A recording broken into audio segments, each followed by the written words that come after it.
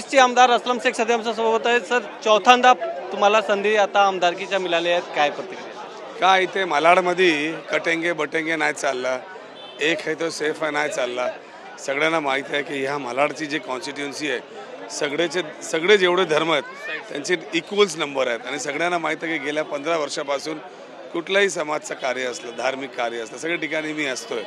तर त्यांचं हे जे प्रकरण अख्ख्या महाराष्ट्रात चाललं ते मला वाटतं ह्या मालाडमध्ये त्याचा परिणाम काय झाला नाही. आणि आता काय काम करायचे आहे जे बाकी आहे? तुम्हाला इच्छा होती की मी जिंकून आला तर करणार? आणि माझा फोकस फक्त डेव्हलपमेंट असतं.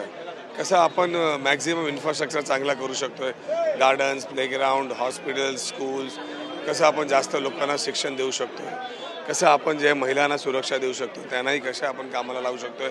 जे माझे मालाड मतदारसंघामध्ये जे प्रायव्हेट सेक्टर्स आहेत त्यांच्याबरोबर ते बोलून ते लोकांना तसं आपण जॉबमध्ये करतो, त्याचाच परिणाम हे मला भेटलेला आहे. शिक्षणमध्ये ज्यांना आर्थिक मदत कशी करायची असते, इकडच्या श्रीमंत लोकांकडून थोडे कलेक्शन करून आपण त्यांना देतोय, म्हणजे शिक्षण पण त्यांचं मजबूत होऊन जातो. हे सगळं काम आलं मला. जीतचा श्रेय कोणाला देणार आहेत? जीतचा श्रेय तर मी जनतालाच देणार आहे. या जनताने कुठलाही जे विष घालण्याचं काम अख्ख्या महाराष्ट्रात झाला ते विष इकडची जनताने घेतलं नाही.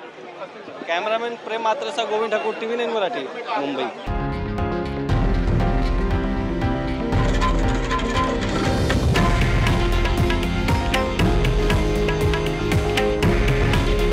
हे आहे देशातील नंबर 1 न्यूज नेटवर्क आणि आपण पाहत आहात TV9 मराठी. काळजी तुमची, हित महाराष्ट्राचं.